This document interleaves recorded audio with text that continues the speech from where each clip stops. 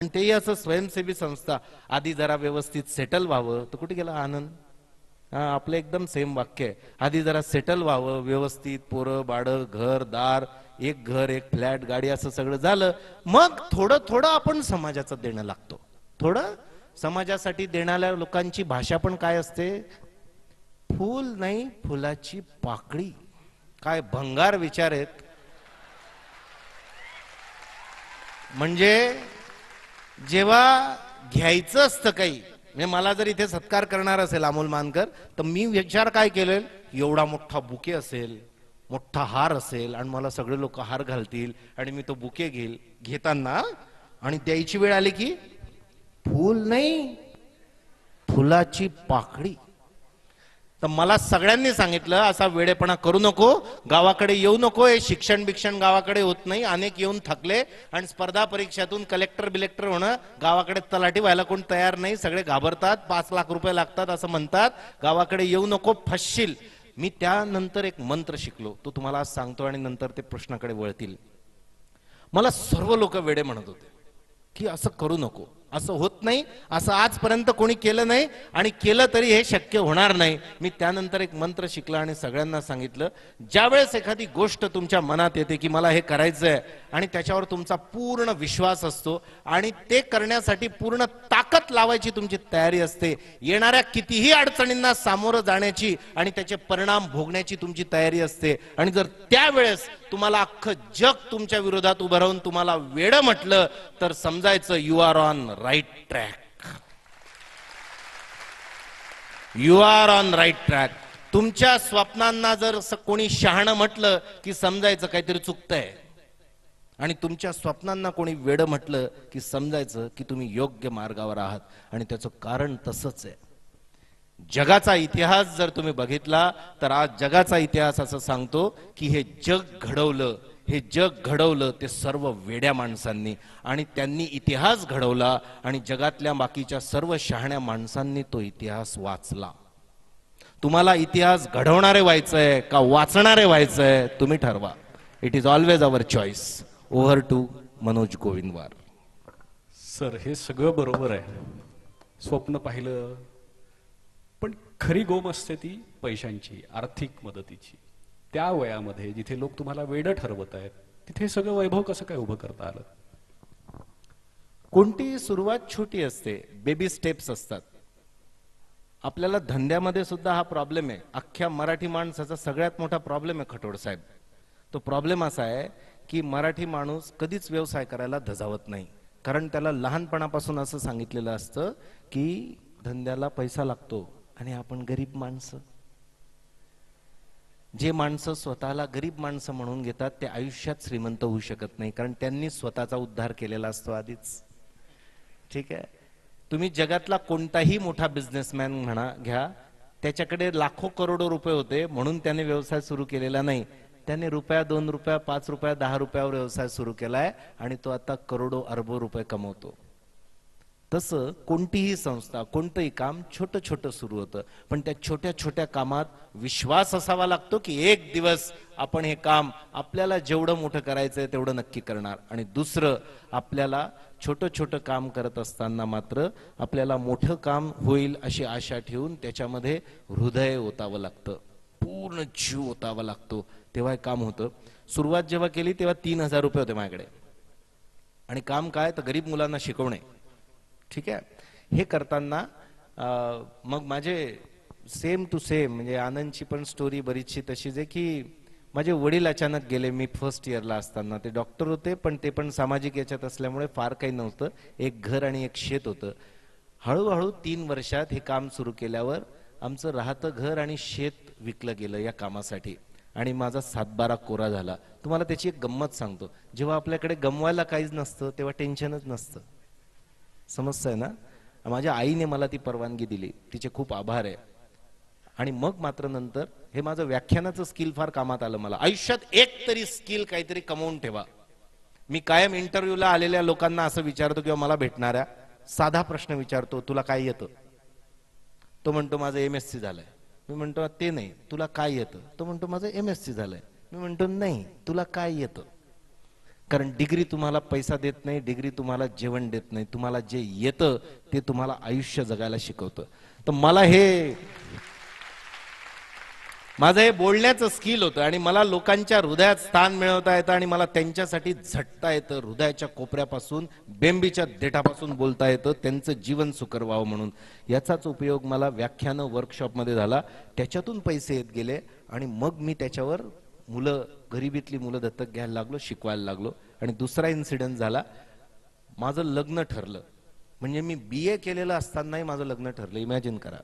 ठीक आहे, माझी डिग्री फार छान आहे, BA English in Marathi. He degree ME फक्त महाराष्ट्रात असते. म्हणजे तू जर बाहेर BA इंग्लिश केलंस तर तू फक्त इंग्लिश भाषा शिकशील, पण तू जर ते महाराष्ट्रात इंग्लिश केलं तर एक्स्ट्रा तू मराठी पण शिकतील, कारण आमचे मास्तर इंग्लिश मराठीतूनच शिकवतात. समजतंय? आणि मी तर अजून तिसरी भाषा पण शिकलो, कारण आमचे एक शिक्षक हे अहिराणीशीहून इंग्लिश शिकवायचे. समजतंय? तर लग्न ठरलं आणि लग्न ठरल्यावर माझ्या डोक्यात असं आलं की आपण जर नेहमीप्रमाणे लग्न केलं तर माझ्या लग्नाला मनापासून किमान 4-5 हजार लोक आले असते, मनापासून. बाकीचे लोक टाइमपास जातात, ते सोडा. पण मी विचार केला की हे ज्यांचं पोट भरलंय त्यांनाच पुन्हा पुन्हा खाऊ घालून काही उपयोग नाही. ठीक आहे ना? तर त्याकरता 100 लोक बोलवावे, रजिस्टर लग्न करावं आणि उरलेल्या पैशातून मी त्यावेळेस 10 मुलांना शिक्षणासाठी दत्तक घेतलं. आज ते सगळेच्या सगळे क्लास 1 ऑफिसर आहेत. आणि नंतर मग अनेक लोक त्याच्यात डोनेशन्स द्यायला लागले. 500 रुपयापासून 5 लाख रुपये डोनेशन देणारे 200 लोक संस्थेला मिळाले. अजून अशा 400 लोकांची गरज आहे, कारण असे हजारो मुलं अजून वंचित आहे. पण आत्ताच्या घडीला 80 लाखाचं संस्थेचं बजेट असतं. 60-70 लाख रुपये जमतात. 10-12 लाख रुपये दरवर्षी आम्ही कर्ज काढतो आणि दुसऱ्या वर्षी ते फेडतो, पुन्हा कर्ज काढतो. कर्ज काढून समाजसेवा. समजतंय ना? तर ह्याच्यात काही वेगळं नाही आहे, काही मोठं काम नाही, महान नाही. मला असं म्हणायचं आहे, आपल्याला जे पाहिजे ना ते करून राहायचं, त्याचे सगळे परिणाम भोगायला तयार राहायचं, मस्त जगता येतं एकदम.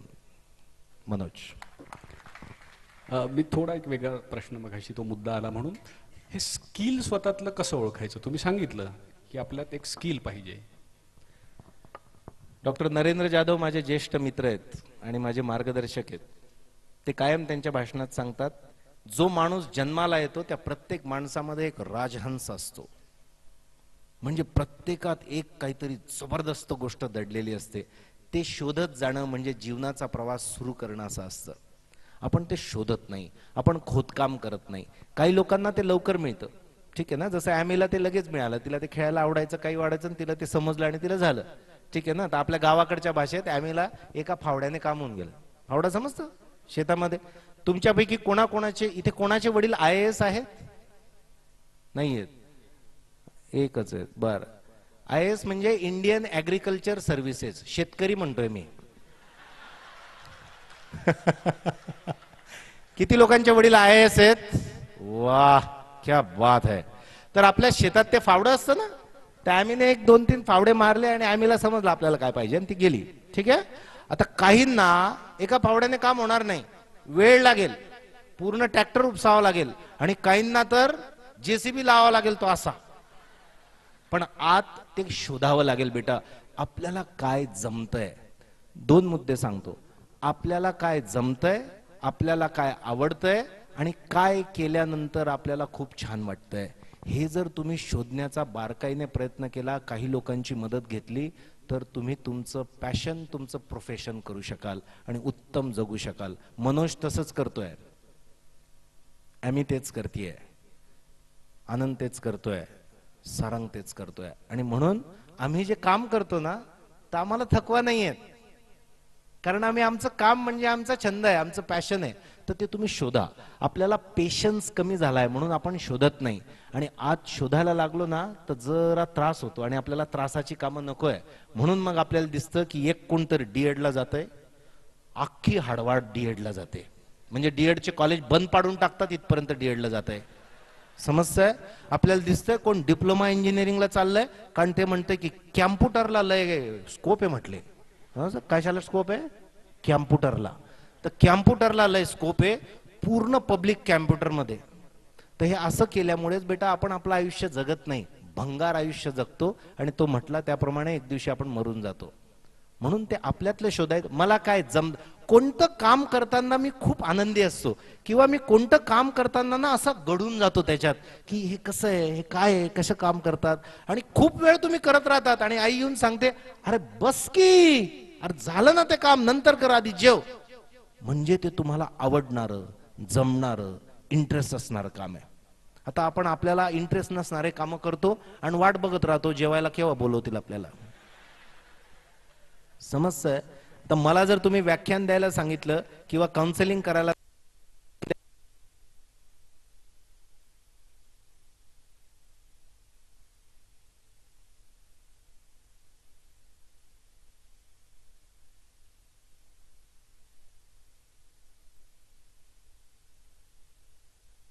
तेच काम करायला, डेव्हलप करायला सुरुवात करा. यालाच एक जोड प्रश्न आहे, तो अनेकांच्या मनात असेल की हे स्किल शोधायचं, स्वतःचं बेस्ट काय आहे, करिअरची निवड कशी करायची, की हे माझं करिअर. आणि तुमच्या करिअरची व्याख्या तुम्ही काय करता? Please please.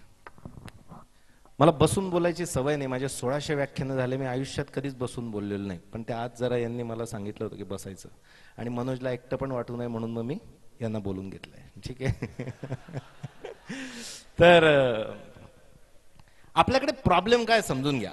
हे लय मोठ्या मोठ्या गोष्टी करत होते इथे बसून, पाहिलं ना तुम्ही. सालं काश्मीरचं बोलतंय, आपल्याला आपली पडली. समजतंय? येते ना लक्षात? हे याला काम नाही, हे काहीतरी चढत राहतंय, मरायला जातंय तिकडे. एवढं लागलंय तरी पण म्हणतंय अजून 3 वर जायचंय. तर हा वेडेपणा आपल्याला जमत नाही. खरं म्हणजे याच्यात करिअरचे सूत्र असतात बेटा. आपल्याला समाजाने आणि कुटुंबाने ना शहाणं करून ठेवलंय. शहाणं म्हणजे काय? शिकावं, मार्क मिळवावे, चांगल्या कोर्सला ऍडमिशन घ्यावी. चांगला कोर्स म्हणजे कोणता कोर्स? ज्या कोर्सला शेवटच्या वर्षाला असतानाच नोकरी लागते, कॅम्पस. ठीक आहे. मग 7-8 लाखाची नोकरी मिळवावी. त्याच्यानंतर जर तुम्हाला 7-8 लाखाची नोकरी मिळाली तर 7-8 लाख रुपये कमवणारी छोकरी पण लगेच मिळते, डबल इंजिन. समजतंय? मग लग्न करावं, त्याच्यानंतर मग शहरात जावं. अजय किंगरे, तुम्ही उगाच टाइमपास करतात खेड्याकडे, तुम्हाला ते भान आलं नाही, शहाणपण कोणी शिकवलं नाही, म्हणून तुम्ही रिकामे कामं करत फिरत असतात महाराष्ट्रामध्ये. शहरात जावं, फ्लॅट घ्यावा एखादा. पैसे नसले तरी चालतील, थोडे आपल्या बापाचे मागवावे, थोडे बायकोच्या बापाकडून मागवावे. ठीक आहे. बाकीचं कर्ज काढावं आणि फ्लॅट घेऊन असं मस्त राहावं. मग टीव्ही घ्यावा, 2 दरवाजांचा 3 दरवाजांचा फ्रीज घ्यावा, चिप्पट टीव्ही घ्यावा, 4-5 तोळ्याचे दागिने करावे, एखादी मोठी कार घ्यावी. दिवाळीला वगैरे गावाकडे यावं. गावाकडे येऊन म्हणावं इकडे अजून रस्ते सुधारले नाही वाटतं. अरे साल्या, तू इथेच जन्माला आला होता ना रे, तू कोणाला शानपणा शिकवतोय? पुन्हा ही गावाकडची लोक ना जरा ही अशीच असतात. साल्या, तू इथेच पोटी जन्माला आला, इथे एक तर काम धंदे करत नाही, गावाकडून सोडून जातय, स्वतःचं बघतय आणि नंतर इथे येऊन शानपणा करतय. करिअर हे बेटा भाकरी, नोकरी आणि छोकरी याच्यासाठी करायचं नसतं. हे घरी जाऊन तुमच्या घरच्यांनाही सांगा. मुलींचे करिअर फक्त लग्नासाठी ठरवले जातात. मुलांचे करिअर फक्त याला समाजात डिमांड कोणत्या याला आहे, म्हणजे काय, लग्न केव्हा लवकर होईल म्हणून ठरवलं जातं. असा रोगट समाज आपला असल्यामुळे आपल्या देशात 130 कोटी जनता आहे. किती? 130 कोटी. 6 लाख खेडे, 6000 तालुके आणि 600 जिल्हे असणाऱ्या या खंडप्राय देशातून जागतिक कीर्तीचं काम करणारा एक माणूस जन्माला येत नाही. एक सिंगल. जागतिक कीर्तीचं म्हणजे काय? सर्वोत्तम, जगात सर्वोत्तम. का नाही माहितीये? कारण आपण सर्वोत्तम साठी करिअर नाही करत, आपण पोटा पाण्यासाठी करिअर करतो. खाणे आणि खत करणे एवढाच कार्यक्रम आहे. समजतंय? हे का वेडे लोक बोलवलेत माहितीये? हे दाखवायला की असं पण जगता येतं यार, असं पण जगता येतं. गावातल्या कोणाच्या तरी मागे फिरत राहायचं 10-10 वर्ष, मग तो आपल्याला कोणाला तरी नोकरी लावून देईल. हे असं भिकारचोट जगणं जे जगतात त्यांना तरुण नाही म्हणत बेटा. समजतंय? पद, पैसा आणि प्रतिष्ठा याच्यासाठी करिअर नाही करायचं. भाकरी नोकरी छोकरी एवढीच उद्दिष्ट नाही ठेवायची. हे पाहिजेच आपल्या आयुष्यात, पण हे मुख्य उद्दिष्ट नाही पाहिजे. मला माझं स्वत्व समजलं पाहिजे. हे बघा मी कसा कॉन्फिडन्सने काम करतोय. या माणसाचं पाय मोडलंय, त्याला दुनियाभरचं टेन्शन आहे, मला माहिती आहे ते फक्त. आणि ते सगळं सोडून सकाळी एसटीत बसून, मी त्याला सांगितलं कारमध्ये माझ्याबरोबर चल, सकाळी एसटीत बसून जळगावून बीडला आलंय. हे कोण करतं? जे त्यांचं स्वत्व शोधून घेतात आणि त्याप्रमाणे काम करतात. मग ते काम कमी जास्त दर्जाचं नसतं. अरे ते स्वामिनीने, आणि तुमचं नाव काय दादा? काय गाणं म्हटलंय, कशाचं कम्प्युटर इंजिनियर आणि कशाचा IAS अधिकारी. प्रत्येकाचं एक स्थान असतं यार. काय डेव्हलप केलंय त्या दोघांनी, काय जबरदस्त सादरीकरण आहे. प्रत्येक क्षेत्राला तुम्ही सन्मान दिला पाहिजे. तो आपण देत नाही, आणि म्हणून करिअर आपले विशिष्ट क्षेत्रातच गर्दी करतो, आणि मग तिथे सगळी गर्दी झाली की म्हणतो आम्हाला नोकऱ्या मिळत नाही. समजतंय? आणि म्हणून करिअर ठरवताना बेटा स्वतःचा पण विचार करा की मला काय पाहिजे, आणि दुसरा करिअरचा विचार करा. जे सांगून मी थांबेल आणि दुसऱ्या प्रश्नाकडे जाऊ. आजच्या कार्यक्रमाचे आम्ही चारही जे बोलतोय ना, आणि जे आमचं मुलाखत घेत आहे, आणि ज्यांनी आयोजन केले ते, आणि आमचा दीपक कुठे गेला, सावली, हा, ह्या सगळ्यांच्या करिअरचा एक समान धागा काय माहितीये तुम्हाला? तो एक समान धागा आहे की आम्ही तर समृद्ध होतोच आहे, आम्ही खूप मोठा भाग आमच्या जीवनाचा असा विचार करतोय की आम्ही समृद्ध होताना समाज कसा विकसित होईल, आम्ही समाजासाठी काय करू शकू. मला असं वाटतं तेच करिअर सर्वोत्तम, जे इतरांच्या सुद्धा कामी येतं. जे फक्त स्वतःसाठी जगतात ते मृत असतात, आणि जे इतरांसाठीही जगतात ते खऱ्या अर्थाने जिवंत असतात.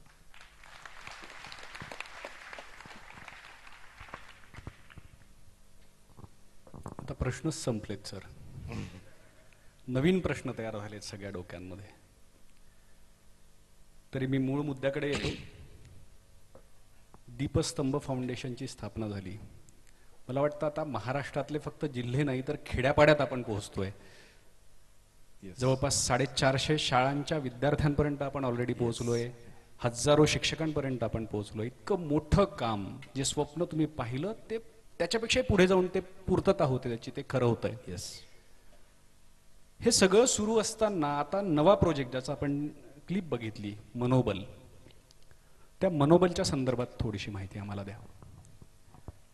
माझं करिअर करताना माझं खरं म्हणजे जीवन बदलवलं. आम्ही आमच्या सगळ्यांच्या गोष्टी सारख्या, तुम्ही आम्हाला आत्ता वेगळ्या नजरेने बघत असाल की किती छान काय वगैरे. आम्ही खूप छोटी सुरुवात केली, एकाचंही स्वप्न क्लिअर नव्हतं आमचंच. आम्ही काम करता करता आमची समज वाढली आणि बेटा आमचे स्वप्न वाढले. तुम्हाला माहिती आहे, सगळ्या विद्यार्थ्यांनी मला घडवलं आहे. मला सगळे मास्तर म्हणतात, माझं टोपण नाव मास्तर आहे, ठीक आहे. आणि कसं घडवलंय माहिती आहे? विद्यार्थी सांगतात कसं जगायचं, काय दुःख असतं आपल्याला, काय अडचण असते आपल्याला, काय छोट्या छोट्या गोष्टी आपण आयुष्यात लावून घेतो. एक विद्यार्थिनी आहे, म्हणजे तिने काय सांगावं, म्हणजे ती पॅराप्लेजिक आहे. पॅराप्लेजिक समजतं? कमरेच्या खाली जेवढा भाग आहे तो संवेदनहीन होतो, म्हणजे त्याला संवेदना नसतात, ठीक आहे.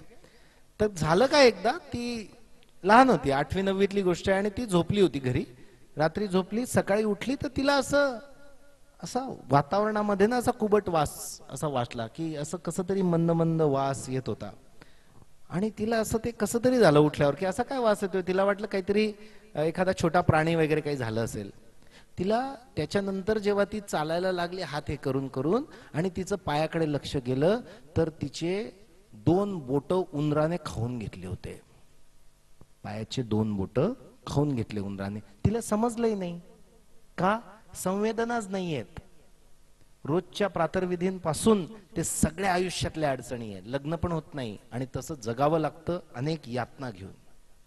आणि त्या मुली, ते मुलं म्हणतात, सर चिंता करू नका, हे काहीच नाहीये, आम्हाला काहीच त्रास होत नाही, आपण काहीतरी मोठं काम करून दाखवू, आम्हाला IAS होता येईल का सर, असं ते विचारतात.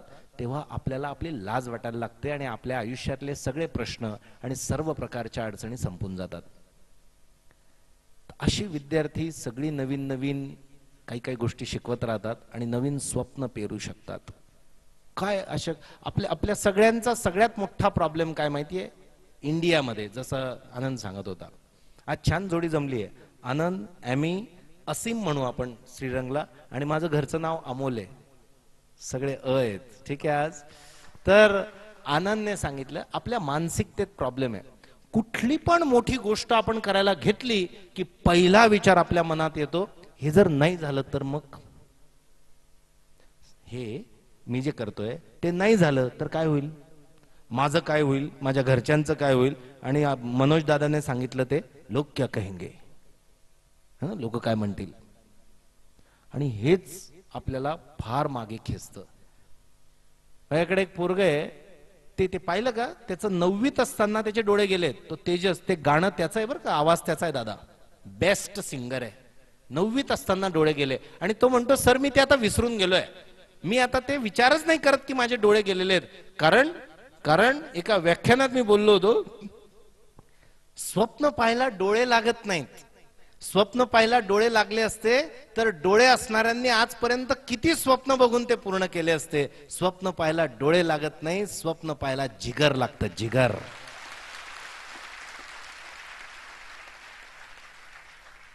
यावर्षी एक अंध मुलगी IAS झाली आहे, प्रांजल तिचं नाव, total blind, and she has become an IAS officer.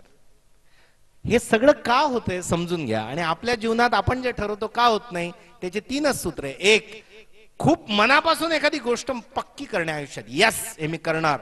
2, त्याच्यावर पूर्ण विश्वास. आपली चूक काय होते, आपणच त्याच्यावर अविश्वास दाखवतो, त्याच्यावर पूर्ण विश्वास. आणि तिसरी गोष्ट विवेकानंदांनी सांगितलेली आहे, असं एक ध्येय निश्चित झाल्यानंतर काय करायचं माहितीये, तुमच्या आयुष्याचा प्रत्येक क्षण आणि क्षण, तुमच्या रक्ताचा प्रत्येक थेंब आणि थेंब आणि तुमचा प्रत्येक श्वासोश्वास त्याच ध्येयासाठी व्हायला पाहिजे. आणि तेच ध्येय, तेच स्वप्न जगलं पाहिजे. बघा तुमचं स्वप्न पूर्ण होतं की नाही. इति स्वामी विवेकानंद.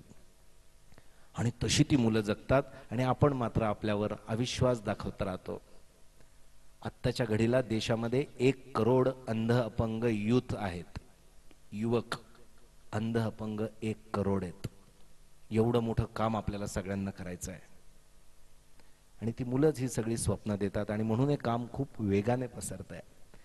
एवढी ऊर्जा आहे ना आपल्यामध्ये, पण आपली ही ऊर्जा समाजासाठी वापरली जात नाही. कारण आपण सेटल झाल्यानंतर समाजाचा विचार करतो.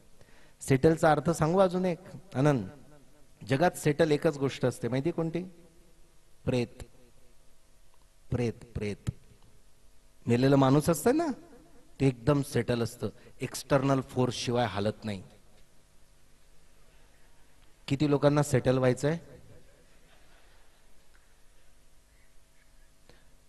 काहीतरी आज ठरवण्याचा दिवस आहे बॉस. एक तर इतके लोक बीडला जमत नाही, ठीक आहे, आज जमलेत सर्व प्रकारचे सर्व कलरचे, तर आज काहीतरी ठरवा. पहिल्यांदा तर आपल्या मायबापांसाठी काहीतरी ठरवा. तुम्हाला माहितीये का, रडतात ते तुम्ही घरातून बाहेर गेल्यावर की याचं काय होईल. अर्ध्यांना तर आजार तुमच्या चिंतेमुळे आहेत. हे अशी पोट्टी जन्माला येऊन उपयोग पण काय, असंही त्यांना कधी कधी वाटतं.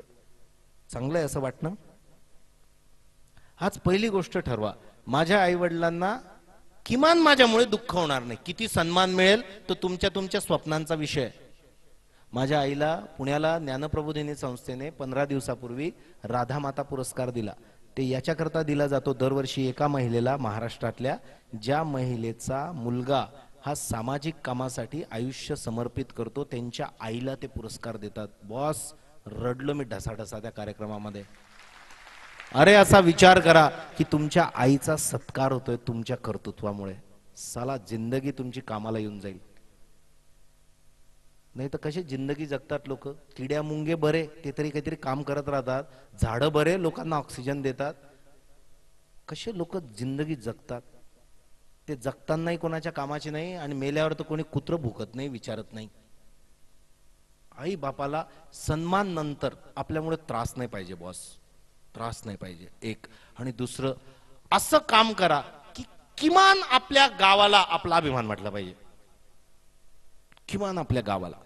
अमोल मानकर म्हटल्याबरोबर अकोला है ना, अजय किंगरे जालना है ना, असंच असतं ना. आपल्यामुळे गावाची ओळख आणि गावाचं नाव निघालं की आपलं नाव, असं आपल्याला प्रत्येकाला करता येऊ शकतं. हॅलो, मी काय बोलतोय समजलं. आपल्या लोकांनी आपल्याला आज सांगून ठेवलंय, असं सगळ्यांचं नाही होत. एखाद्याच नशीब असतं. आपण कसे साधारण माणसं, जनता जनार्दन. महात्मा लोक वेगळे असतात, आपण ऑर्डिनरी आत्मा आहे. जन्माला येणारा माणूस हा लेबल घेऊन येत नाही की हा महात्मा होणार आहे का ऑर्डिनरी आत्मा होणार आहे. समजतंय? मग मोठी माणसं कशी होतात आणि माणसं अनेक लहान कशी राहतात, याचं एकच उत्तर आहे. कुठलं उत्तर माहितीये? एकच उत्तर, आणि ते आहे त्यांचे त्यांचे विचार ठरवतात ते महान होणार, महात्मा होणार का ऑर्डिनरी आत्मा होणार. फक्त विचार. मी विचार केला होता, आई शपथ, 24व्या वर्षी की आपल्याला विवेकानंद व्हायचं. मला सगळी पब्लिक हसायची. आपल्याकडे हसणाऱ्यांची संख्या प्रचंड आहे. काय पण बोलतंय, स्वतःला काय समजतंय, आरशात चेहरा पाहिला का, वगैरे वगैरे वगैरे वगैरे. समजतंय? तुम्हाला असं लोक करायला लागले की मनातल्या मनात आनंद वाटू द्या. काय, आहा, बरोबर चाललोय आपण, मस्त. समजतंय? विवेकानंद असं म्हणतात, मित्रमैत्रिणींनो, तुम्ही प्रत्येक जण महान कार्य करण्यासाठी जन्माला आला आहात. काय पॉवरफुल सेंटेन्स यार. या एका शब्दावर, या एका वाक्यावर अख्खं आयुष्य जगता येऊ शकतं. बरं, ते माणूस काय असंच आहे का, काही बोलून जाईल? नाही, ते काय म्हणतंय, तुम्ही प्रत्येक जण महान कार्य करण्यासाठी जन्माला आलात. फक्त ते तुम्हाला जाणवलं पाहिजे, तुम्ही ते ठरवलं पाहिजे, तुम्ही ते केलं पाहिजे. Because you are the creator of your own future. तुम्हीच आहात तुमच्या जीवनाचे शिल्पकार. आणि हे आज काहीतरी आपल्या आयुष्यात होऊ द्या. बीडच्या इतिहासात आजचा दिवस सुवर्णाक्षरांनी नोंदला गेला पाहिजे. ही एक तरी विचार, मी माझ्यातला नाही म्हणत, आम्ही 4, 5, 6 जे करतोय ते सायलेंट काम करणारे लोक आहेत, त्यांच्याकडून शिका. कशा करता करताय? आपल्या करता करतायत. शिकण्यासारखं आहे. आज एक गोष्ट शिकून जा, ती घरी जाऊन लिहा की ही एक गोष्ट मी आज ठरवली. महान जास्त व्हायचं असेल तर 10-12 गोष्टी लिहून टाका. ठीक आहे? कारण मी माझ्या आयुष्यात एक गोष्ट अजून शिकलोय मित्रमैत्रिणींनो, आपण जे विचार करतो तेच होतं आपल्या आयुष्यात, तेच होतं. अरे काय तो सारंग, तो पुण्यातला आहे, तुम्हाला माहित नाही? पुण्याची पब्लिक लय डेंजर. सारंगच नाव आहे ना सारंगचं? कसं आहे म्हणजे आपण आपलं आपलं असं बघावं. सदाशिव पेठ आणि आपलं आपलं COP, चांगली टाटाला नोकरी लागलेली आहे आणि हे काय वेडे प्रकारचे कामं सुरू केले, असा कार्यक्रम आहे सगळा पुण्यात. अशा याच्यातून हे पागल माणूस काश्मीरमध्ये जात आहे. काश्मीरच्या गाडीत बी बसणार नाही आपण, आपलं चुलतं पण नाही तिकडे कोणी. काय शिकायचं याच्यातून? काय शिकायचं? आज काहीतरी शिकून जा, ठरवून जा. आणि काय शिकून जा? मी शिकलो ते, आपण जे ठरवतो तेच होतं पक्का.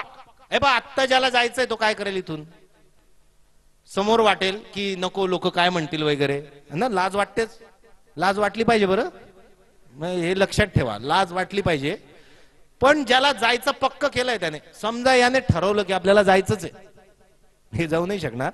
समजा कोणतरी ठरवलं जायचंच आहे, पण लोकांनी आपल्याला वाईट पण म्हणायला नको, आणि त्यांनी जर पक्क करा जायचं आहे, ते हळूच उठतील. हॅलो हॅलो हॅलो, हा आलो आलो आलो आलो, चालले जातील इकडून. का माहितीये तुम्हाला? आपल्या आयुष्यात आपण जे ठरवतो तेच होतं. आपल्या आयुष्यातलं पत्तं सुद्धा हलत नाही आपल्या परवानगीशिवाय. तुम्ही जे म्हणतात ना, आमचे आई वडील परवानगी देत नाही, मुलींना शिकायला नाही म्हणतात गावात, आलाना फलाना ढिमका. तुम्ही म्हणतात, आमचे मास्तर म्हणतात तुझ्याकडून काहीच होणार नाही, तू IAS होणार नाही. हे सगळं आपण स्वीकारतो, म्हणून आपल्या जीवनात तसं होतं. मलालाला सुद्धा तिथल्या अतिरेक्यांनी सांगितलं होतं पाकिस्तानात की मुलींनी शिकायचं काम नाही, खबरदार, नाही तर गोळी मारून देणार. ती म्हटली नाही, मला वाटतं शिकायचं. ती शाळेत गेली आणि तिला गोळी मारून दिली, इकडे इकडे सगळीकडे. ती वाचली, आणि वाचल्यानंतर गुपचूप बसावं आपल्या भाषेत. त्याला नुसती लावली, थंड येते. मला तर लावल्यावर मला चक्करच येतील. ते ठिकाणावर तरी राहिलंय. तिला मारूनच दिली गोळी, आणि मारल्यानंतर बरी झाल्यानंतर ती पुन्हा पाकिस्तानात आली आणि मुलींच्या शिक्षणासाठी चळवळ उभारली. 15व्या 16व्या वर्षी नोबेल पारितोषिक मिळालंय जगाचं. का मिळालं माहितीये? तिने ठरवलं होतं हे करायचंय, that's it. Nobody can disturb me without my permission, and that's it. Nobody can disturb me without my permission. तिने ठरवलं मला हेच करायचं, and that's it. याच्यावर विश्वास ठेवा. मला आजकाल या विचारांची जास्त, म्हणजे खूप मनापासून आवडतो हा विचार. काय? मी जे ठरवतो ते होणार. आपल्या मनामध्ये, आपल्या डोक्यामध्ये जे काही स्वप्न येतात ते पूर्ण होण्यासाठीच येतात, ते पूर्ण होणारे असतात, म्हणूनच ते स्वप्न म्हणून आपल्या मनात येतात. एकही स्वप्न अशक्य होऊ शकत नाही जोपर्यंत तुम्ही ठरवत नाही की हे अशक्य आहे. ह्याच्यावर विश्वास ठेवा. काय भन्नाट स्टोरीज होत्या माझ्या अगोदरच्या, आजच्या तिघ, आहा मस्त, पण काय त्याच्यावर विश्वास ठेवावा लागतो आणि स्वतःला त्या दिशेने खूप व्यवस्थित न्यावं लागतं. तुम्ही ॲमीला तिच्या वेगळ्या जीवनाच्या पलीकडे बघाल ना तर ती वेगळ्या याच्यात राहील, पण ती तिचं काम करायला लागली ना, see the sincerity, see the devotion, तिचं पूर्ण सेल्फ ती त्याच्यात ओतून देते. एव्हरेस्ट चढून गेला, आला 22,000 स्क्वेअर फूट, अजून काय -20, हे ऐकायला लय भारी वाटतं. फ्रीजमध्ये अशा 2 मिनिटं हात टाकून बघा काय होतं, तुम्हाला समजेल. समजतंय ना? हे जेव्हा करतात ना काम, त्यावेळेस त्यांचं अख्खं आयुष्य ते त्याच्यात ओततात आणि मग यश मिळतं. मग यश मिळतं. नुसतं बघून माच करण्यात अर्थ नाही बॉस, समजतंय? असं आपल्याला पण करता येऊ शकतं जेव्हा आपण असं सगळं ओतून देतो आणि हे विश्वास ठेवतो की मी निर्माण करू शकतो. मी कोणत्याही स्टेजला असू देत, ते फेल होतं, घरी बसलो तर पंक्चर करत होतं, समजतंय? विश्वास होता त्याचा आणि त्याच्या घरच्यांचा सुद्धा. काही वेळा घरच्यांचाही नसतो, स्वतःचा असला तरी पुरतोय. तर तुमच्या स्वतःवर खूप विश्वास ठेवा आणि कशालाच घाबरू नका, कशालाच नाही. तुम्ही तुमच्या जीवनातून भीतीचा लवलेश काढला की बघा तुमचं आयुष्य कुठे जातंय. प्रचंड पुढे, तुम्ही म्हणाल त्याच्या पुढे जातंय. हा विचार शिकायला सुरुवात करा. आजचा दिवस लय भारी ठरून ठेवा. 7 महिने झालं आपण झिंगाट झिंगाट झिंगाट करतोय है ना, तर याच्या नंतरचे 7 महिने, कदाचित 7 वर्ष आणि 70 वर्ष आम्ही आत्ता जे हे 2-3 विचार तुम्हाला दिले ना, तेच बोलत राहा, तेच बोलत राहा. बघा आयुष्यात काय मजा येईल. आणि हे करताना थोडीशी लोकांची जाण ठेवा. तुम्हाला माहिती आहे आपण फार भाग्यवान आहे. कसे भाग्यवान आहे माहिती आहे? आपल्याला 2 हात दिलेत, ठीक, आपल्याला 2 पाय दिलेत, आपल्याला 2 डोळे दिलेत, आपल्याला मायबाप 2 दिलेत. सगळ्यात महत्वाचं आपल्याला माहिती आहे आपले मायबाप कोण, समजतंय? अनेकांचे जिवंत आहेत, 2 आहेत, किमान 1 तरी आहे. 2 वेळेस आपल्याला जेवायला मिळतं. सालं असं देशातलं शासन प्रशासन मिळालंय की कोणाला भुकेलं राहायला म्हटलं तरी राहू देत नाही. खा म्हणतंय, 2 रुपये किलो घे का काही कर, पण तू खा, मरू नको, समजतंय? हे एवढं आपल्या जीवनात घडतंय. आपण किती भाग्यवान आहे यार, किती भाग्यवान आहे. हे मिळत नाही लोकांना. मी सांगितलं 1 कोट तर अंधा अपंग आहे. किमान 1 कोट असे सापडतील, 50 लाख तरी, ज्यांना त्यांचे आईवडील माहित नाही रे. अनाथ मुलं माझ्याकडे आता यायला सुरुवात झाली. 18 वर्षाच्या पुढचे आईवडील कोण हेच माहित नाही, किंवा काहींचे गेले. बीडचंच पहिलं मुलगा आलाय माझ्या त्या प्रोजेक्ट मध्ये, बीडचंच पोरग आहे, आईवडील गेले, कोणीच बघत नाही. किती भाग्यवान आहे आपण. 1 हात देतो का? देतो. मी 5 लाख रुपये देतो, दे ना. 10. खूप श्रीमंत आहे आपण आणि खूप भाग्यवान आहे, समजतंय? तर हे एवढं मिळालंय ना, आणि काहीच केलं नाही आपण याच्यासाठी. काही केलंय? विनासायास मिळालंय सगळं, विनासायास. तर आपलं काम आहे एवढं मिळाल्यानंतर कृतज्ञता व्यक्त करणं. तुम्हाला माहिती आहे आम्ही आता सामाजिक कार्यात असतो, तर आम्हाला लोक म्हणतात किती महान समाज कार्य करतात. मला तेव्हा फार वाईट वाटतं, कारण खोटं खोटं कशाला करायचं, नाही का? आम्ही समाजकार्य करत नाही. सेवा कशाला म्हणतात माहितीये? जेव्हा ती निस्वार्थ असते. समज, निस्वार्थ म्हणजे काय? मी काहीच घेतलं नाही आणि मी देतोय, है ना? आता आम्ही सगळं घेऊन टाकलंय आधीच, हेच हे हे हे हे हे सगळं, समजतंय? आणि हे घेतल्यानंतर ज्यांना नियतीने काही कारण नसताना हे सगळं नाकारलंय, त्यांच्यासाठी आपण जेव्हा काम करतो ती सेवा नसते, ती कृतज्ञता असते, निसर्गाच्या प्रती व्यक्त केलेली. इट इज ग्रॅटिट्यूड, की आम्हाला आधीच मिळालंय, तुम्हाला मिळालं नाही, तुमचा दोष नव्हता. आम्ही हे करतोय म्हणजे आम्ही सेवा नाही, उपकार नाही करत आहे, आम्ही फक्त म्हणतोय थँक्यू त्यांना नाही, निसर्गाला, की आम्हाला तुम्ही एवढं दिलंय. असा भाव जर आपल्या प्रत्येकाच्या मनात आला तर फार कष्ट आम्हाला घ्यावे नाही लागणार.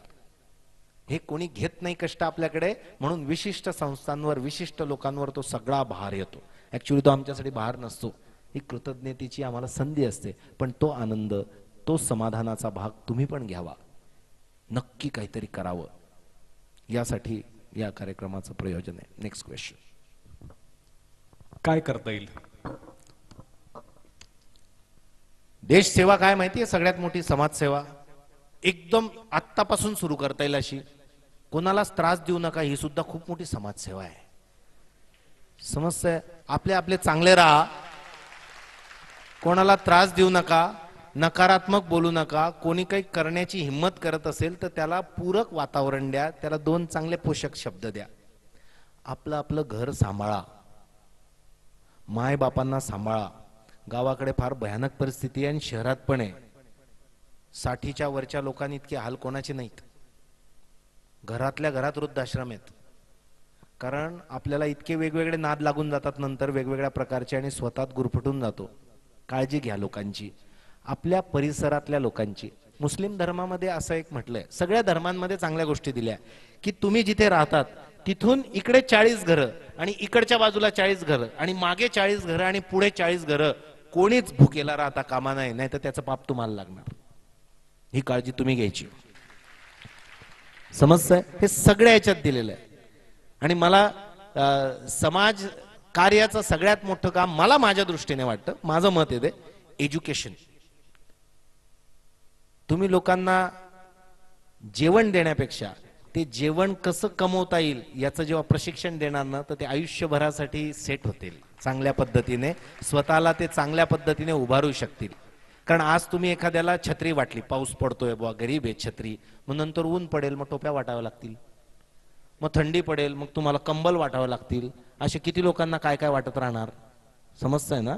म्हणून लोकांना तुम्ही जगण्यासाठी स्किल्स द्या, त्यांना आत्मविश्वास द्या, त्यांना बळ द्या, त्यांना शिक्षण द्या, त्यांना चांगल्या जगण्याचे विचार द्या. तर असं काम आपण खूप लोक करू शकतो. आणि त्याची एक शिस्त लावा. कधीतरी एकदम आपल्याला आठवतं, मग एकदम अश्रू येतात डोळ्यातून आणि काहीतरी करायला लागतं, तसं नाही. एक शिस्त लावा, इतकं इतकं, असं असं, इतक्या इतक्या याच्यात करणार.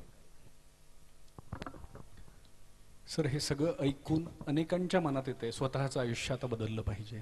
मला खात्री आहे कित्येक लोकांनी मनात ठरवलंय की आता माझं आयुष्य बदललं पाहिजे.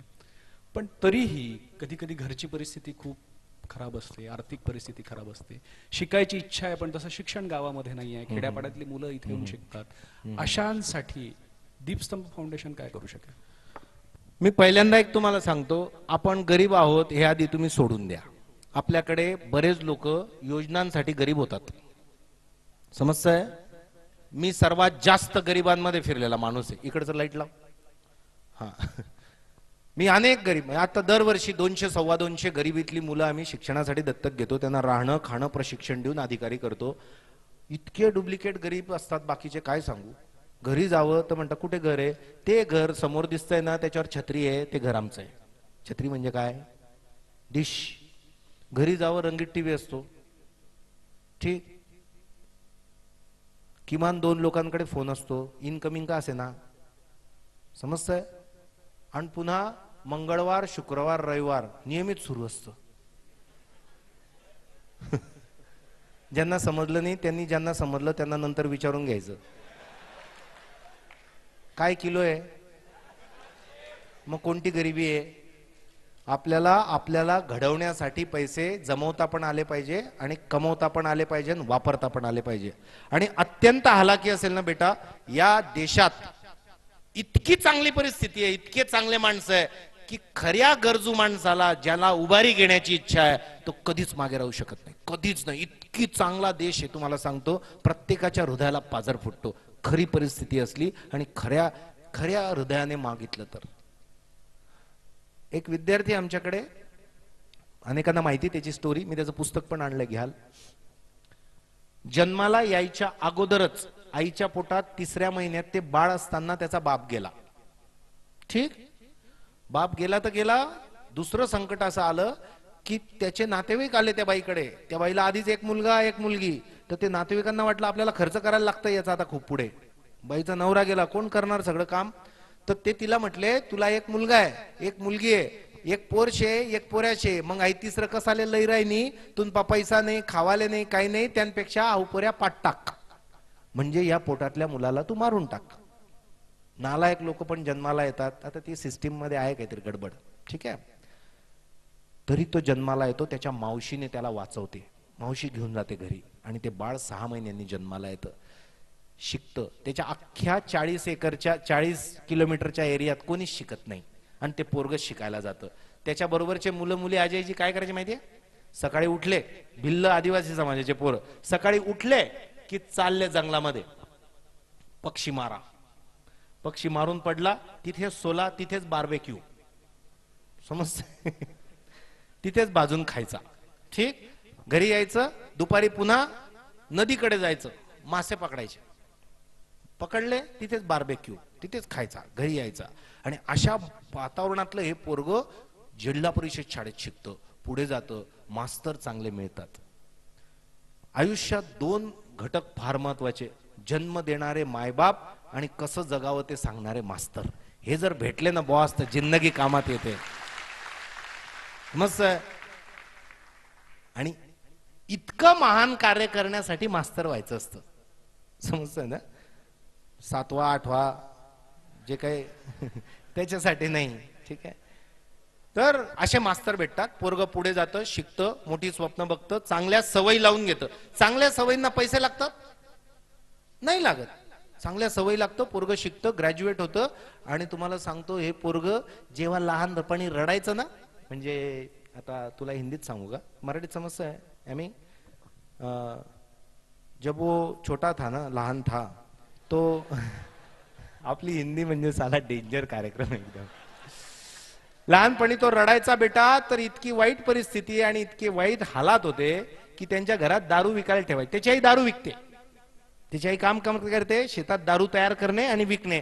तर तो रडायचा, तर त्याची आजी त्याच्या तोंडात दारूचे थेंब टाकायची आणि तो झोपायचा. इतक्या वाईट परिस्थितीतून हा पोरगा पुढे येऊन ग्रॅज्युएशन नंतर UPSC करतो, UPSC ची परीक्षा 2 वर्ष देतो. मी त्याचा संघर्ष मास्तर म्हणून पाहिलाय. 2013 सारखी हा डॉक्टर राजेंद्र भारुड नावाचा पोरगा भिल्ल आदिवासी समाजाचा पहिला कलेक्टर होतो,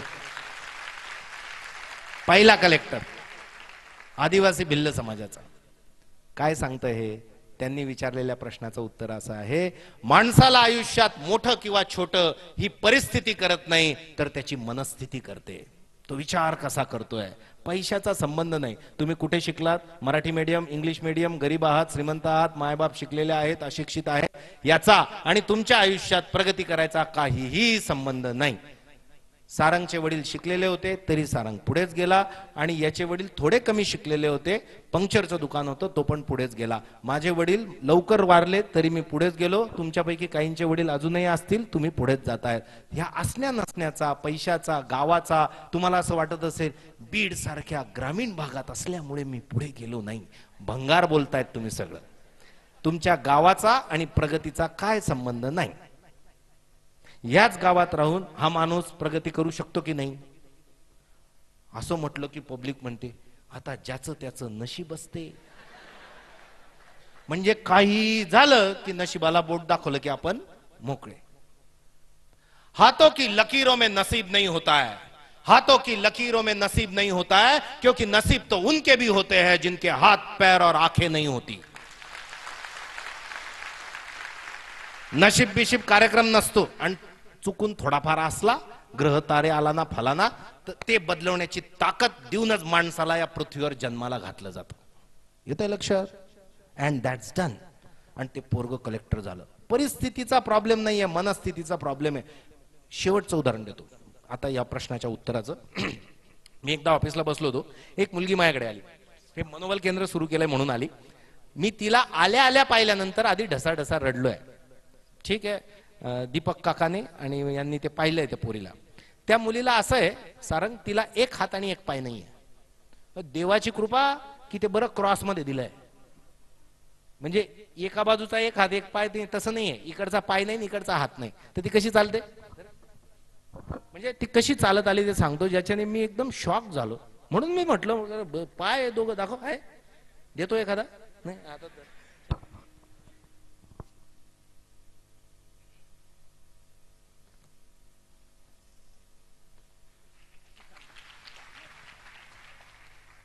आणि ती काय करते माहितीये, एका पायात चप्पल आणि दुसऱ्या हातात चप्पल असते तिची, है ना. आणि चालत आली आणि मला काय म्हटली, सर ती आदिवासी बारेला समाजाची, पावरा, ते मध्य प्रदेश बाउंड्रीवर असतात पावरा समाज, ठीक आहे.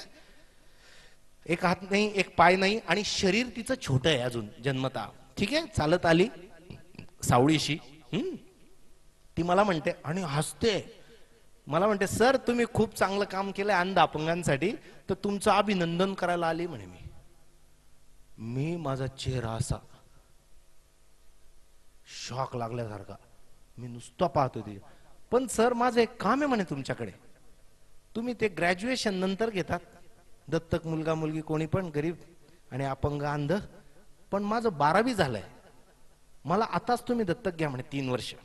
ती पोरगी 12वी घरी राहून 67% मार्क मिळवले. शाळा कॉलेजला का जाऊ शकत नव्हती, कारण खेड्यावरून अपडाऊन आपल्याकडे कशाने करावं लागतं, बस, आणि बसमध्ये सगळ्यांना मरणाची घाई असते. म्हणजे आता जर खाली राहिलो तर मरून जाऊ आपण, असे चढतात लोक बसमध्ये आपल्या देशात. तर तसं चढताना ती 2दा लोकांच्या अंगाखाली दाबली गेली होती, म्हणून ती शाळेत जात नव्हती, कॉलेजला जात नव्हती. तर सर म्हटले मला आत्ताच दत्तक घ्या, कारण आमच्या गावाकडे ना सगळे ते अंधश्रद्धाचे आहे म्हणे, त्यांना असं वाटतं की मी काहीतरी देवाचा कोप झाल्यामुळे अशी जन्माला आली, तर मला अधूनमधून मारत राहतात म्हणे ते, की माझ्या अंगातलं भूत जाईल तर मी एखाद दिवशी मरून जाईल, आणि माझं लग्न पण होणार नाही म्हटले सर, त्याच्यामुळे मला तुम्ही आताच दत्तक घ्या, तुम्हाला पैशांची अडचण, तिचे शब्द आहे बरं सर, तुम्हाला पैशांची अडचण असते असं मला समजलंय, म्हणून तुम्ही 1 वर्ष घेतात, पण मला 3 वर्ष घ्या, मी UPSCची परीक्षा देणार आहे, मी IAS अधिकारी होणार आहे, आणि माझा पगार झाला की तुमचे पैसे देऊन टाकेल सगळे.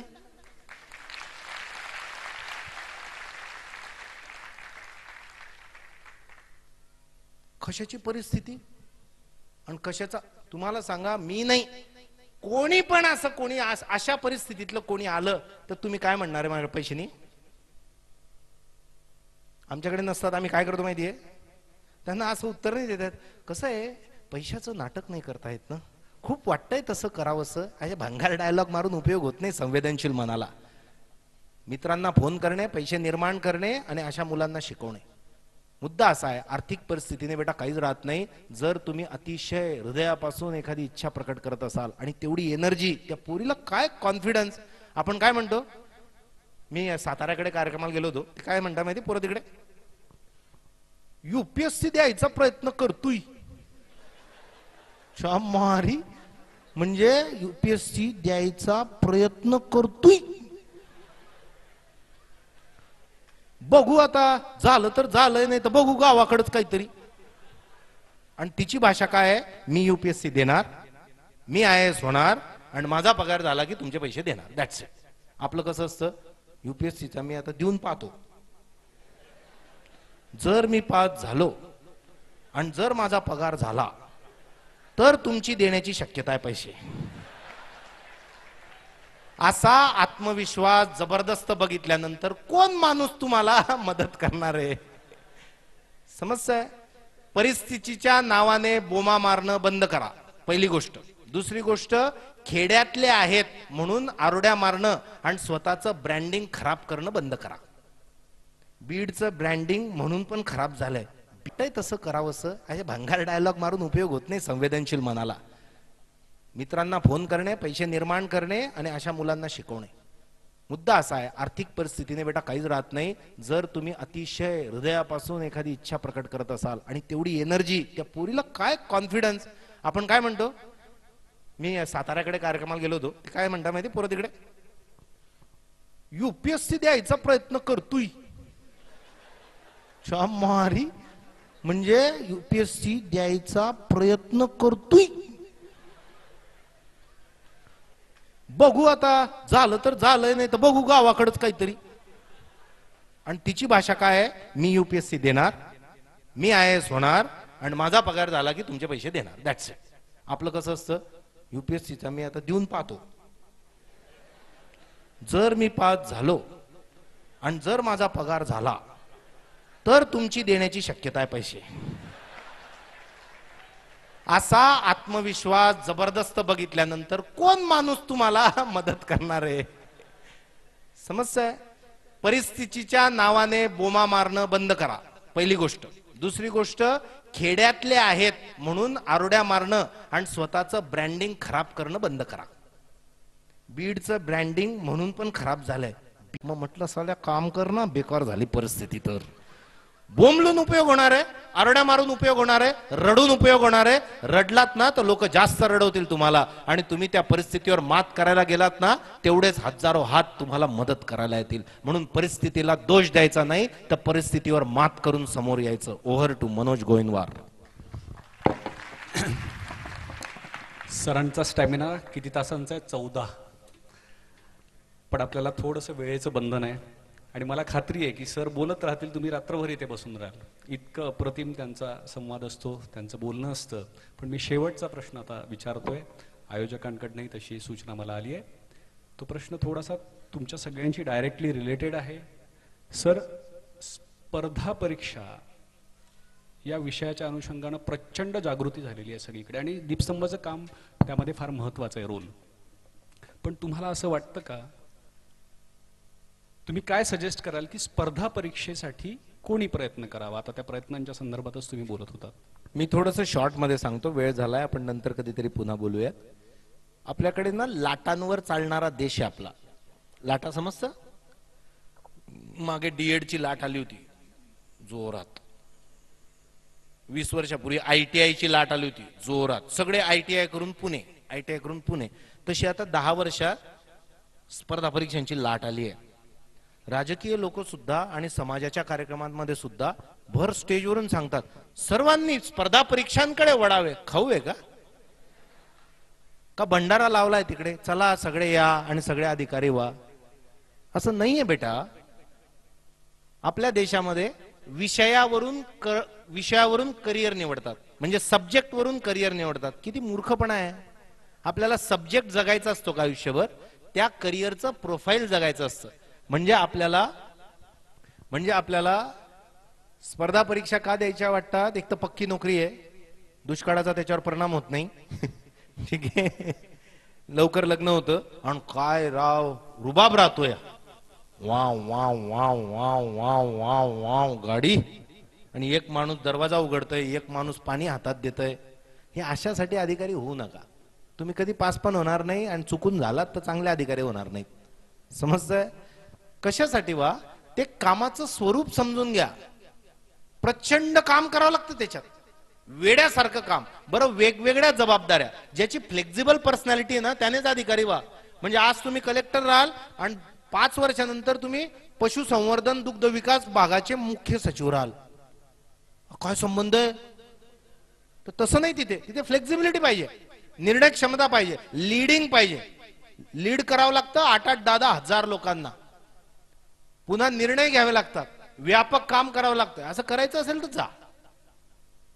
समजतं? सुरक्षितता म्हणून जाऊ नका. या देशात नोकऱ्यांकडे सुरक्षितता म्हणून बघतात, म्हणून या देशाचा विकास होत नाही. मला पा फुले पा आणि मला पोसा, याच्यासाठी लोकांना नोकरी पाहिजे असते. याकरता बेटा स्पर्धा परीक्षात यायला पण एक प्रकारची ऍटिट्यूड पाहिजे असतो. कोणता ऍटिट्यूड पाहिजे? फायटिंग ऍटिट्यूड पाहिजे, काहीतरी निर्माण करण्याचा. आणि सगळ्यात महत्वाचा या देशात ऍटिट्यूड पाहिजे अधिकाऱ्यांमध्ये, प्रश्न सोडवण्याचा. अनेक अधिकारी प्रश्न जटिल कसा होईल ते बघतात, इथे सोडवण्याचा अप्रोच पाहिजे. यार, 1000 समस्या आहे देशामध्ये.